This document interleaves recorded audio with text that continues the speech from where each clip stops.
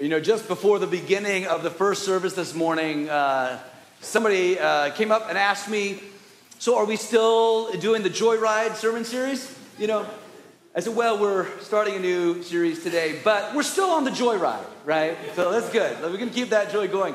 Today, we're starting a whole new sermon series, and the name of the sermon series, as you may see in your bulletin there, is called Precious in His Sight, Jesus with the Children. And we'll be using this series to explore Jesus' interactions and teachings with children in the Gospel of Mark. Interestingly, the Gospel of Mark has the most interactions of Jesus with children. So we're taking a look at that. There's really 4 snapshots in Mark of Jesus with children. So this is what our sermon series is about. We're going to ask, what does this tell us about our faith? What does this tell us? What does it say about who God is and who we are? You see, I believe we discover more of God's heart for all of us when we see Jesus with the children. And so we're going to take a look right now at Mark chapter 5, verses 21 through 24, and then skipping to verses 35 through 43. In the book of Mark, there are several passages that actually weave a couple of stories together, and this is one of those such passages. Mark often will start a story, insert another story in there, and then close that first story after that. So we're not going to be taking a look at that middle story, which maybe many of you probably know is the story of the hemorrhaging woman who touches the hem of Jesus' garment. Great story. But we're going to focus on Jesus with the children, with this particular child in our text today. So we'll skip over that segment. So this is Mark 5, 21 through 24, and then 35 through 43. Let's listen to God's word for us today. Then one of the leaders of the synagogue named Jairus came, and when he saw him, Jesus, fell at his feet and begged him repeatedly, "My little daughter is at the point of death. Come and lay your hands on her so that she may be made well and live." So he went with him, and a large crowd followed him and pressed in on him. While Jesus was still speaking, some people came from the leader's house to say, "Your daughter is dead. Why trouble the teacher any further?" But overhearing what they said, Jesus said to the leader of the synagogue, "Do not fear, only believe." He allowed no one to follow him except Peter, James, and John, the brother of James. When they came to the house of the leader of the synagogue, he saw a commotion, people weeping and wailing loudly. When he entered, he said to them, "Why do you make a commotion and weep? The child is not dead, but sleeping." And they laughed at him. Then he put them outside and took the child's father and mother and those who were with him and went in where the child was. He took her by the hand and said to her, "Talitha cum," which means, "Little girl, get up." And immediately the girl got up and began to walk about. She was 12 years of age. At this, they were overcome with amazement. He strictly ordered them that no one should know this, and told them to give her something to eat. Friends, this is the word of the Lord. Thanks be to God.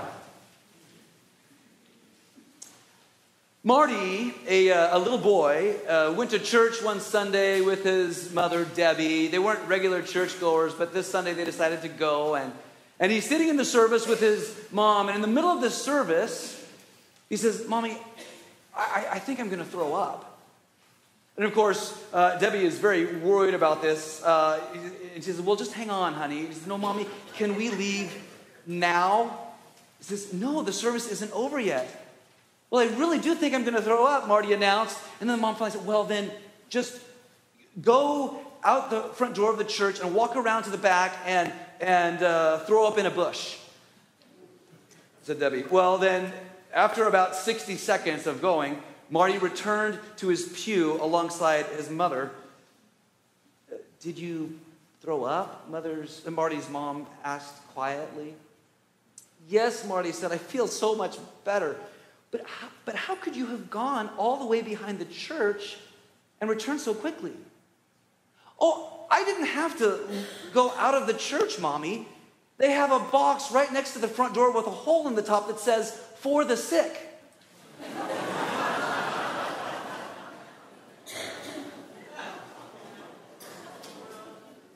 They started attending another church. No, I'm just kidding. But friends, church is for the sick.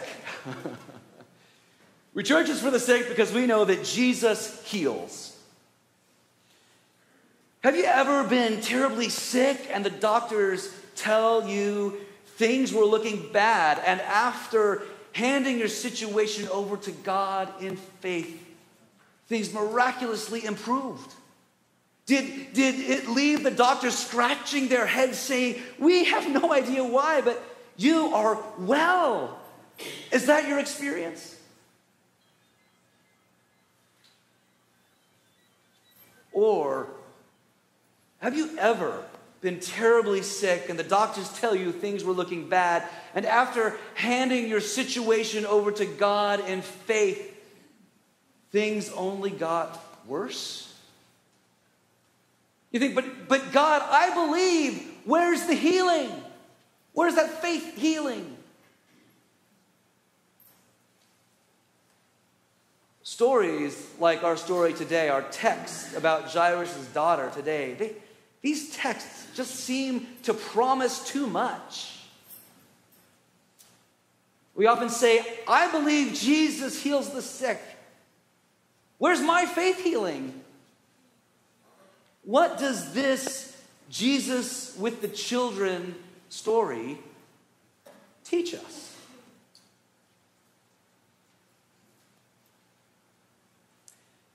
If you've read the Gospels, you'll see that most healing stories are told anonymously, without names involved, which makes this one pretty unusual. Naming Jairus is not the typical way of telling a healing story. And at the time that the book of Mark was written, many players were actually still alive. And so naming Jairus was Mark's way of saying, this story is true. Go ask Jairus yourself. Meet his daughter. Meet Jairus' wife. It's a true story. People knew Jairus. They knew he was a synagogue leader.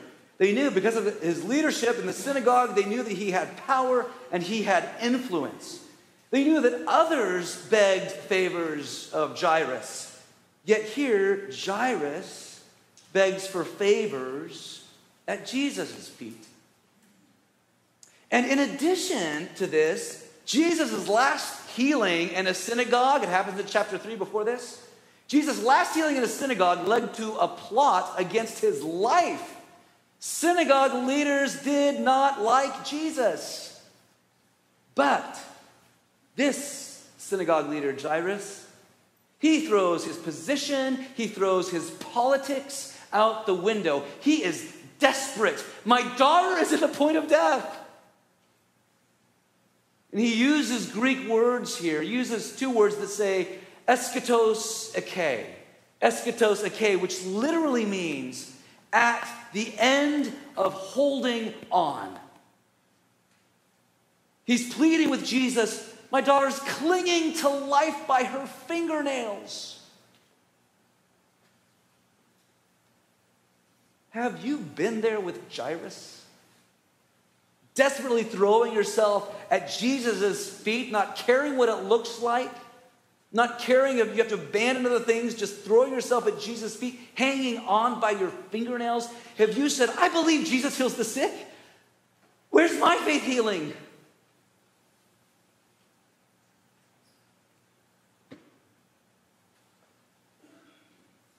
Back to our text, then there's devastating news. Jairus hears the words, your daughter is dead. Why trouble the teacher any further? It's over, she's gone. His little girl, who had her daddy wrapped around her little finger, who he would do anything for, who he played with and laughed with and gave piggyback rides, she's gone. His dear little girl, gone. But then Jesus audaciously ignores the truth. He says, only believe. I, frankly, imagine Jairus saying, my little girl is dead, and you say, only believe? I'm a church leader. That's what I tell everyone else. I've poured out my life, my career, my family for the sake of believing, and now my daughter is dead. How can I believe any longer? Have you been there too? Only believe? I believe Jesus heals the sick, so where's my faith healing? What does this Jesus with the children story teach us? Well, we just read the text. You know, Jesus comes to the house and he gets rid of the flute players, the singers, the chanters, the percussionists, the entire funeral production happening there. They laugh at him for being in denial about death. Seems idiotic. But in Jesus' economy, the mourners are no longer needed, and now this is a private matter. In the back room with the dead girl, the mother's tears pour down her face, twisted with grief. Jairus walks in with Jesus, and then his knees give way as his body crumples down alongside his little girl's body. He strokes her neatly combed hair and her washed face, her hands folded gently on her chest. Then Jesus moves to the body and does something surprising. He doesn't speak in Hebrew, the language of religion. He doesn't speak in Greek, that's the language of philosophy. Instead, Jesus speaks in that close, personal language. Maybe you know it, the language of Aramaic. You see, Aramaic was the mother tongue language. Aramaic is their baby language, spoken intimately in the homes of Jewish families. And so Jesus speaks two words in that baby language of Jairus' family, saying in Aramaic two words. What are those two words? That's right, Talitha cum. See, it says there, Talitha cum. Talitha, or little girl, translated for us, that's an intimate term of affection in the most intimate language. Talitha cum, little girl, get up, is what mommy said to her each morning. Jesus takes her hand and lovingly whispers in the family's intimate baby language to her, Talitha cum. Sweetie, honey, it's time to get up.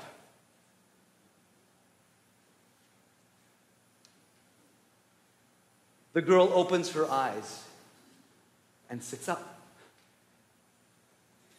Everyone in the room is stunned, frozen in place. She stands to her feet and walks over to the window looking out. And then she turns and steps to the table and she starts to finger the little chipped cup sitting on it. And then she looks at her parents and blinks. And her parents, who after shaking off the disbelief, they rush to her and they hold her close and they hold her and they hold her until Jesus says with a loving practicality, let's get your girl something to eat. Well, of course, and mom and dad leap into action with tears of laughter now. Our little girl is well, she's alive, let's get her something to eat. Friends, in a story like this, we say, I believe. where's my faith healing?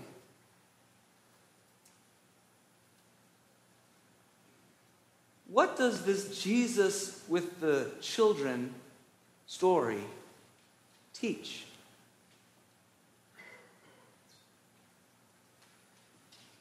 Ultimately, it's not about Jesus being a magical healer. There were actually other healers in the day. This story is about revealing who Jesus is.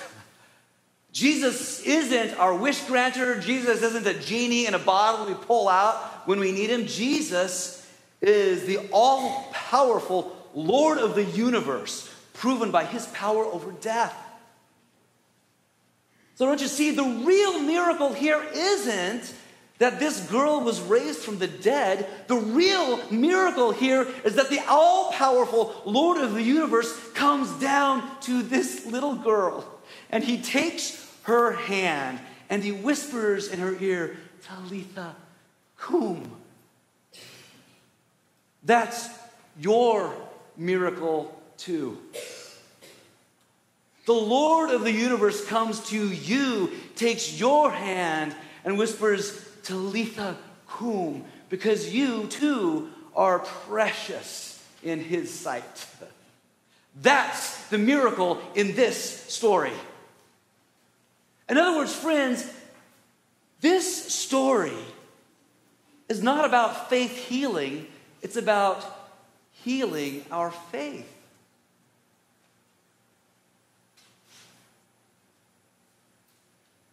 Maybe you remember another little girl. Her name is Kim Phuc, but the world knows her as Napalm Girl because of a 1972 photo taken of her during the Vietnam War.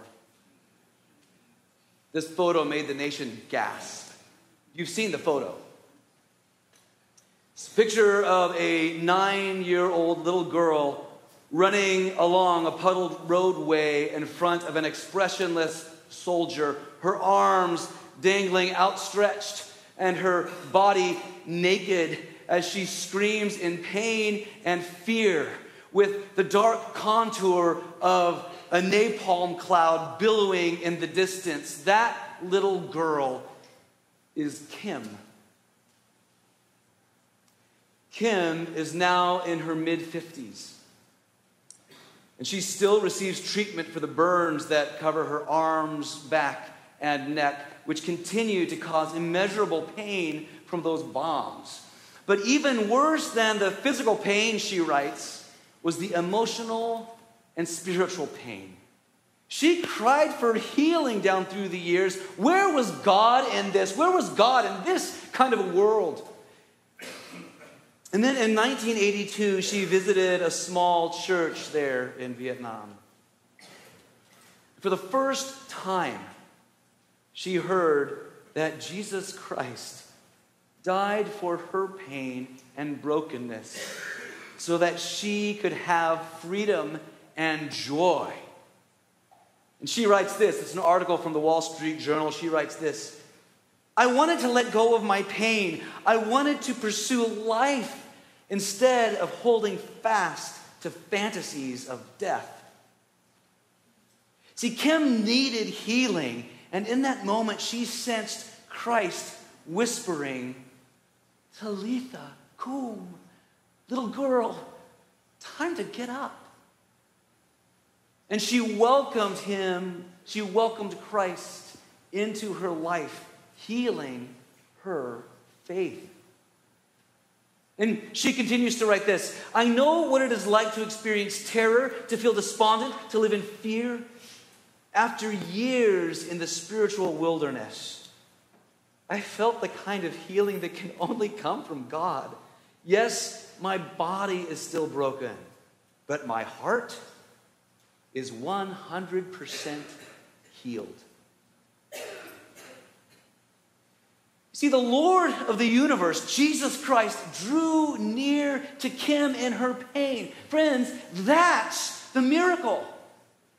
Her napalm damage is not healed, but Christ healed her faith. Christ healed her in a far more deep way than ever. So don't you see, just like Jairus' daughter, just like Kim Fook, it's the same for us. Friends, it's not about faith healing. It's about healing our faith.